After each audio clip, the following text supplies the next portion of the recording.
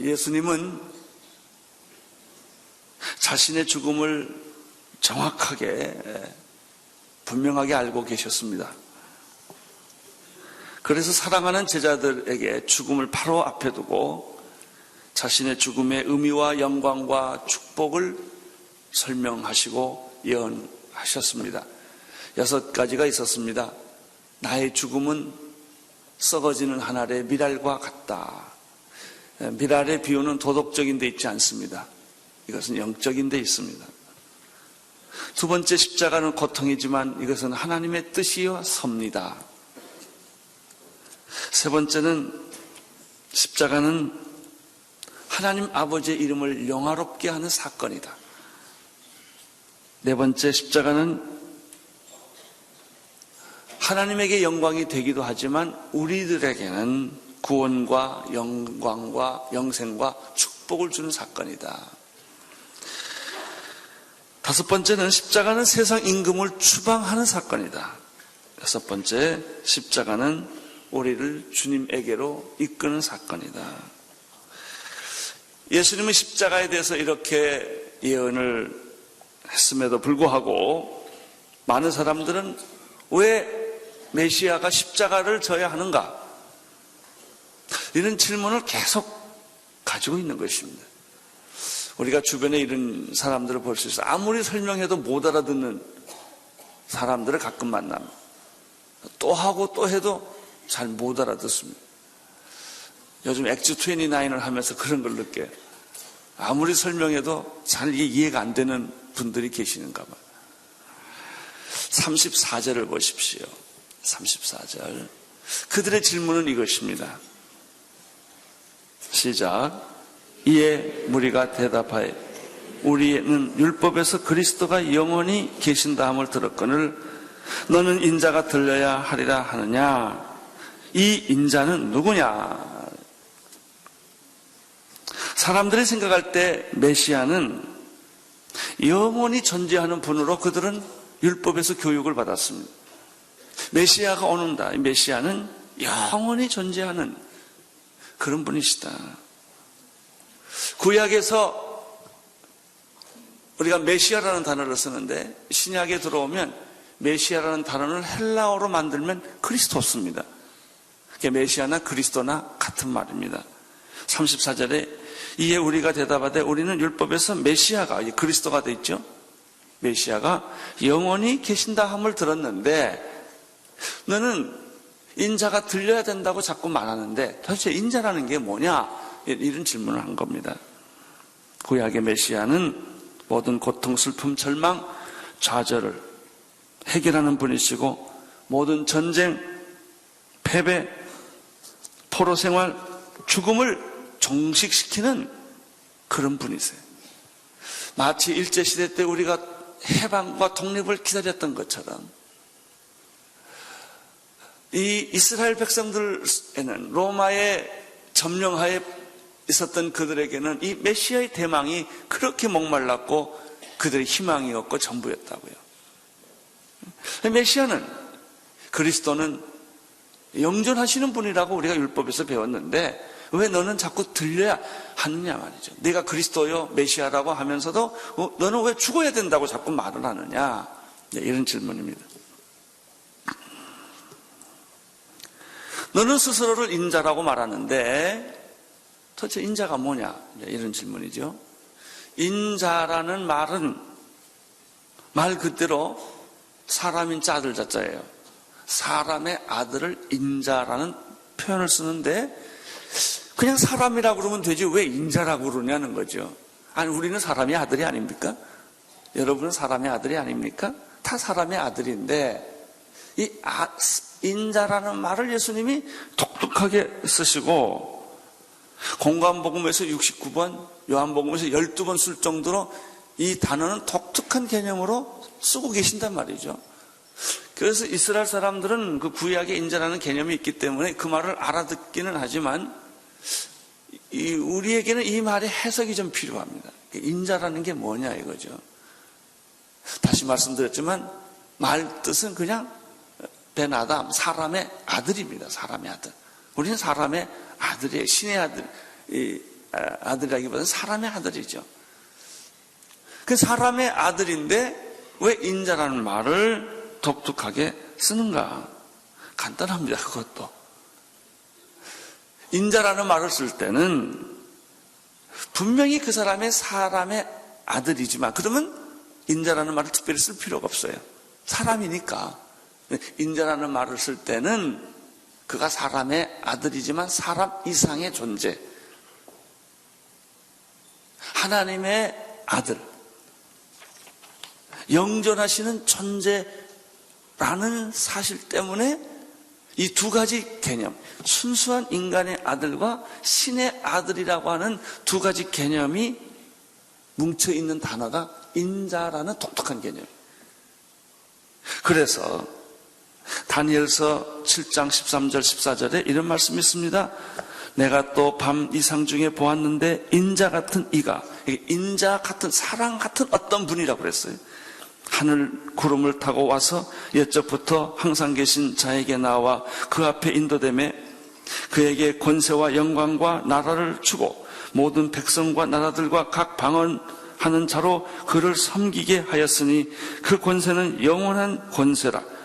옮기지 아니할 것이요 그 나라는 패하지 아니할 것이로다. 이 말씀 가만히 읽어보면 사람인데 보통 우리가 말하는 사람이 아니라는 얘기가 여기 꽉 차 있어요. 아니, 이 말은 좀 더 구체적으로 말하면은 어떤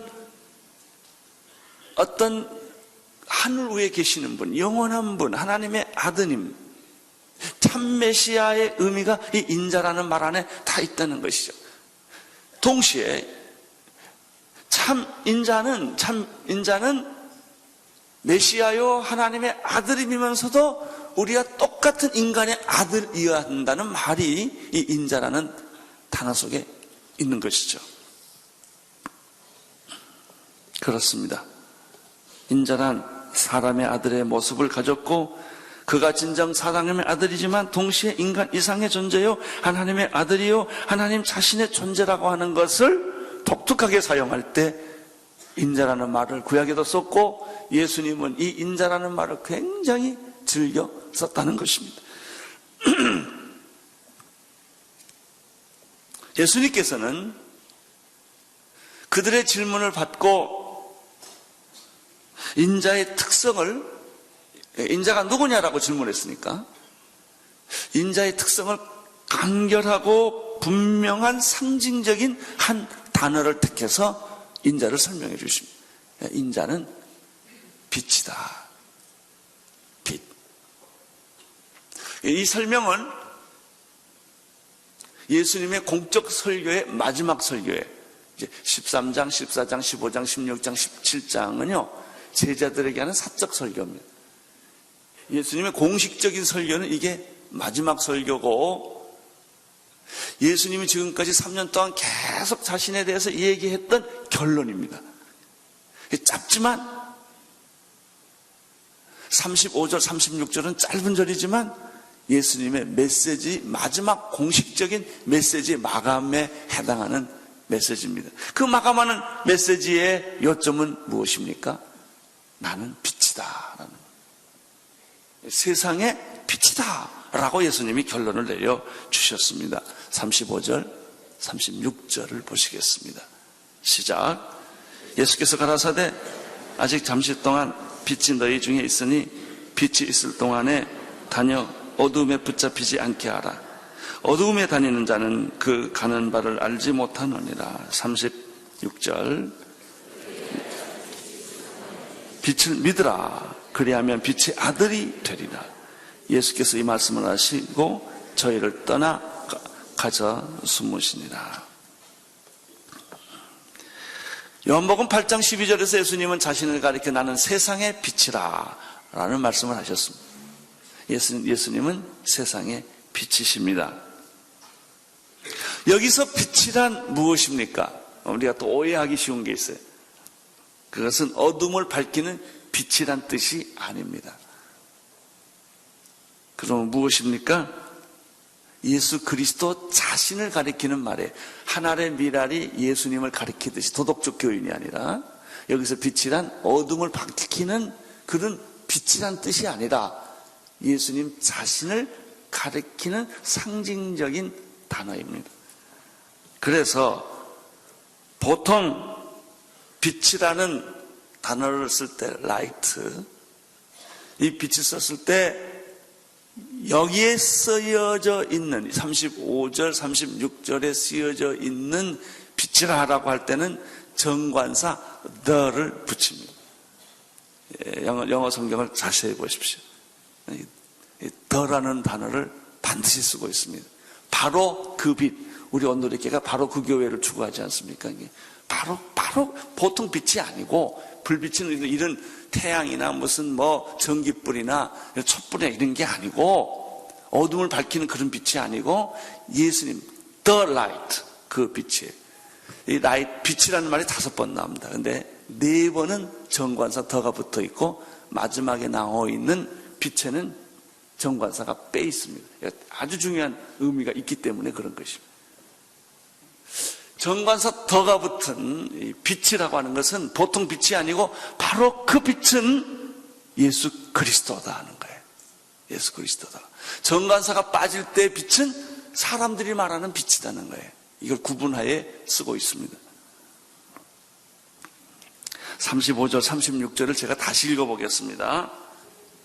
예수께서 가라사대 아직 잠시 동안 바로 그 빛이신 예수 그리스도가 너희 중에 있으니 바로 그 빛이신 예수 그리스도가 있는 동안에 다녀 어두움에 붙잡히지 않게 하라. 어두움에 다니는 자는 그 가는 바를 알지 못하느니라. 36절 너희에게 아직 바로 그 빛이신 예수 그리스도가 있는 동안에 바로 그 빛이신 예수 그리스도를 믿어라. 그리하면 거기 빛은 정관사가 없습니다. 사람에게 쓰는 말에 빛의 아들이 되리라.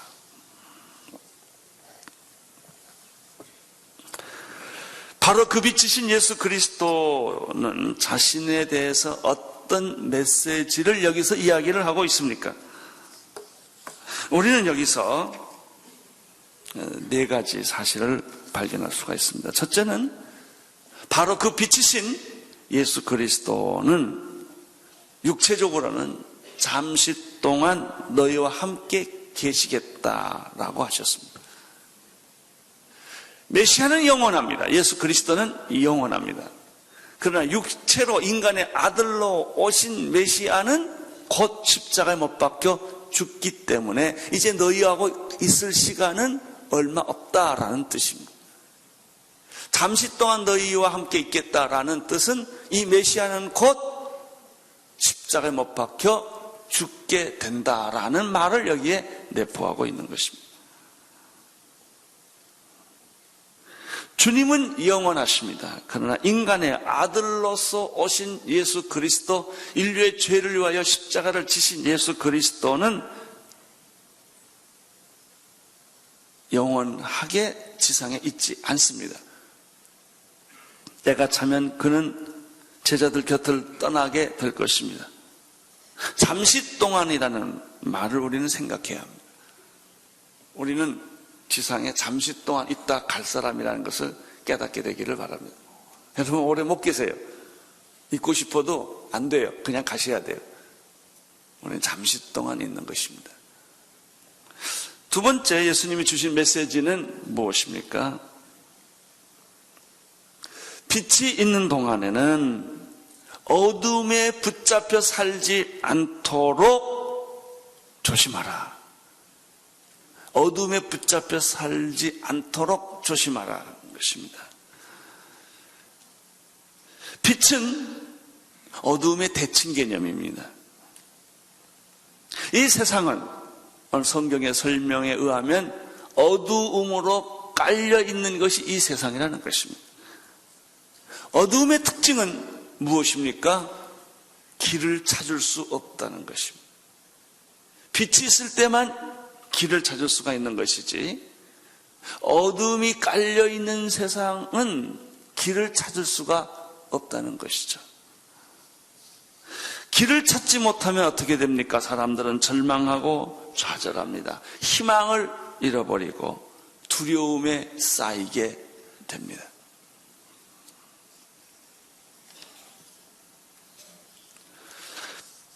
길을 잃어버리면 우리는 불안해지고 우울증에 빠지게 되고 병들게 되고 나중에는 죽게 됩니다. 희망을 잃어버리면 인간은 짐승과 같고 희망을 잃어버리면 인간의 죽음은 빨리 와요. 희망이 있을 때 암도 이기고 병도 이기고 어떤 위기와 절망도 이기는데 희망이 꺾이면 다 꺾여버리는 거예요. 캄캄한 밤길을 걸어보신 적이 있으십니까? 칠흑같이 어두운 밤에 항해해 본 적이 있으십니까? 예. 우리는 몸소리 치듯 두려웠던 그때를 기억할 것입니다. 어디가 어딘지, 한 발자국을 디디면 낭떠러지가 되는지 전혀 알 수가 없기 때문에 그것이 캄캄한 어둠이라는 것입니다. 우리는 지금까지 어두움에 익숙해 살아왔습니다. 그래서 어두움이 무엇인지를 모르는 채 살아왔어요. 어두움이, 이 칠흑 같은 어두움이 어둠이라는 사실을 알게 될 때는 빛을 볼 때, 빛의 세계가 있었는데 나는 어둠의 세계 속에서만 살았구나 하는 것이죠. 예수님은 말씀하십니다.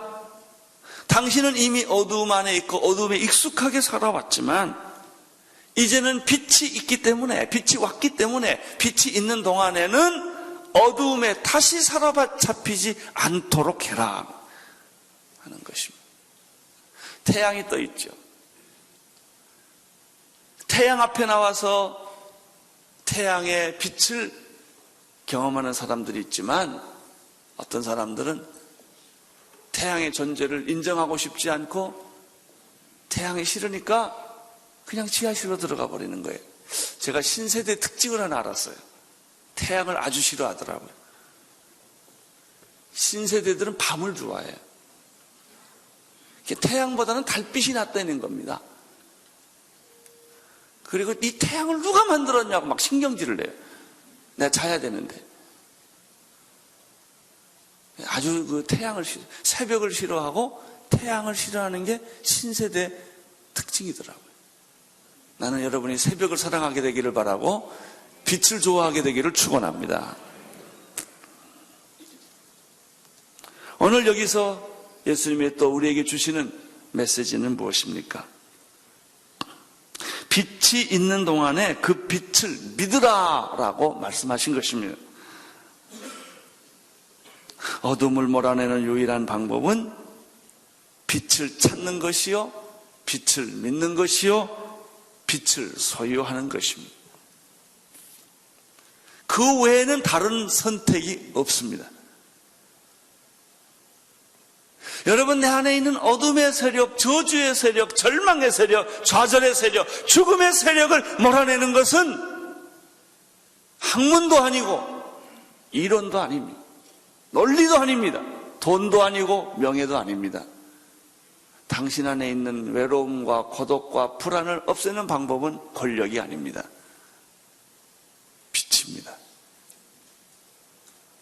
빛이 임할 때 곰팡이가 쓸고 축축하고 어둡고 습졌던 내 영혼이 생기가 돌고 바삭바삭하게 다 이렇게 말라지는, 이게 드라이해져서 아주 그냥 습기가 없는 거예요. 아주 신선한 거예요. 물기에 젖어 있질 않아요. 빛이 있는 동안에는 결코 어두움은 더 이상 존재하지 않습니다. 춥고 배고프고 외로울 때 우리는 어떻게 합니까? 추울 때 우리는 불 곁으로 가야 돼요. 추위를 이기려고 그러지 말고요, 불 곁으로 가세요. 배고플 때 어떻게 합니까? 참지 마시고 밥을 잡수세요. 아주 간단한 방법입니다. 배고픈데 배고픈 귀신아 물러가라 아무리 외쳐도 배고픈 거예요, 그냥 그건.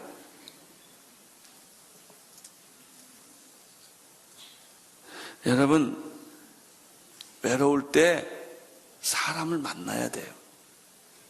외롭다, 외롭다 그러면 사람 거부하고 사람 비판하고 사람 욕하면 더 외로워지는 거예요. 내가 보니까요, 외로움은 자기가 만들더라고요. 다 사람을 내쫓았어. 이 사람 싫다, 저 사람 싫다 다 내쫓으니까 스스로 외로워질 수밖에. 사람을 좋아해야 외롭지 않지요.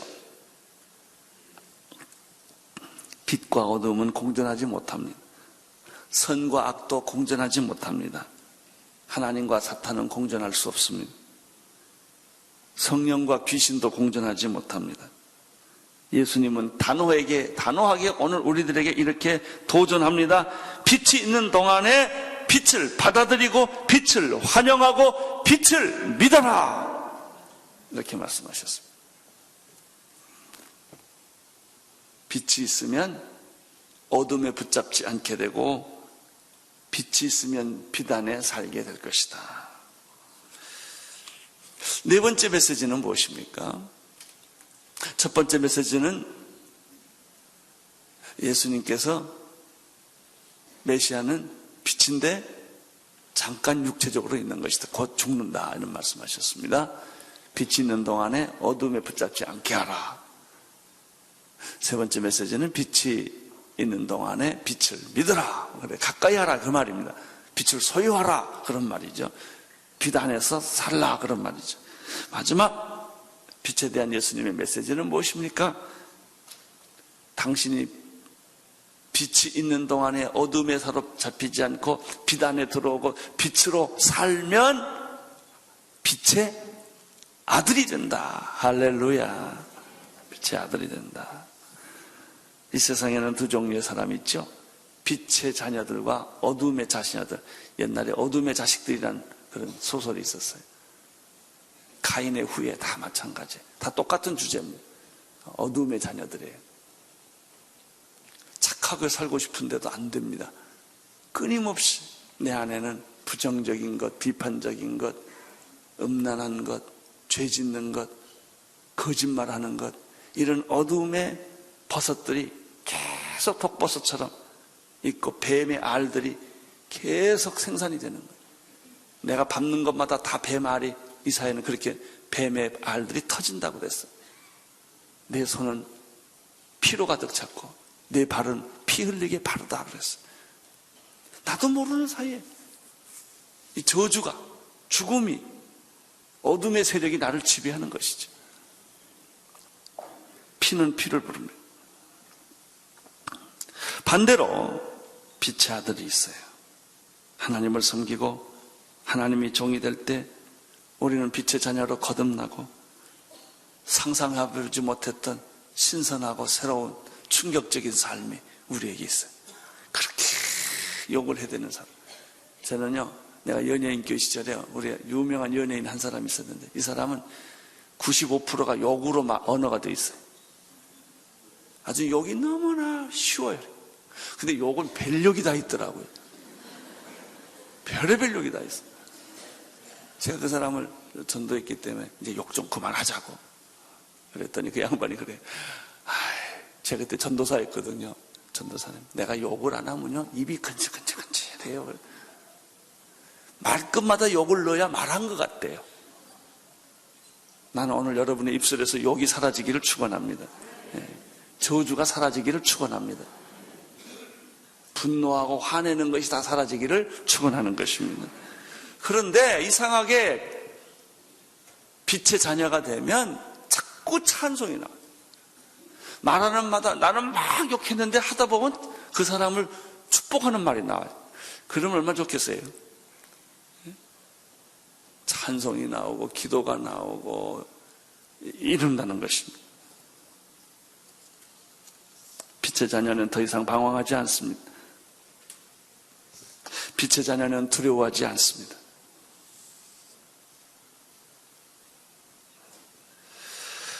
예수님이 이렇게 말씀을 하셨습니다. 그렇지만 대중들은 알아들었을까요? 못 알아들었을까요? 못 알아들었죠. 말을 못 알아듣는 게 아니라 말 뜻을 못 알아들은 거예요. 언어는 알아들었어요. 문장은 알아들었지요. 나는 여러분들이 문장만 알아듣지 말고 문장의 뜻을 알아듣기를 바랍니다. 인내심을 가지고 1시간 설교 듣는 게 아니라 성령 받게 되기를 축원합니다. 하나님의 음성을 들어야 돼요. 그런데 사람들은 그러지 못했습니다. 그 이유가 뭘까요? 들어도 듣지 못하는 이유가 뭘까요? 보아도 보지 못하는 이유가 무엇일까요? 만져도 모르는 이유가 무엇일까요? 불신앙입니다. 이 불신앙은 단순히 이성적이고 지성적인 작업이 아닙니다. 그것은 영적인 거예요. 불신앙의 깊은 곳에는 어둠의 영이 있어요. 기적을 보고도 안 믿고 표적을 보고도 안 믿고 그때는 할 말이 없어. 표적을 보여주면 가만히 있다가 그래도 안 믿어. 그래도 안 믿어. 이렇게 말해요. 그것이 불신앙이에요. 불신앙의 깊은 곳에는 오만이 있습니다. 교만이 있습니다. 이론과 이성과 논리와 합리성을 뛰어넘는 교만이 불신앙이에요. 불신앙은 단지 논리에 안 맞다, 사리에 안 맞다, 합리적으로 안 맞다라고 해서 안 믿는 게 아니라 불신앙의 영이 있는 거예요. 그 영이 버티고 있기 때문에. 그것은 핑계에 불과해요. 비합리적이다, 비논리적이다, 비상식적이다라는 말은 자기를 방어하는 변명에 불과하지 자기의 영혼 깊은 곳에는 하나님을 거부하는 불신앙의 영이 있는 거예요.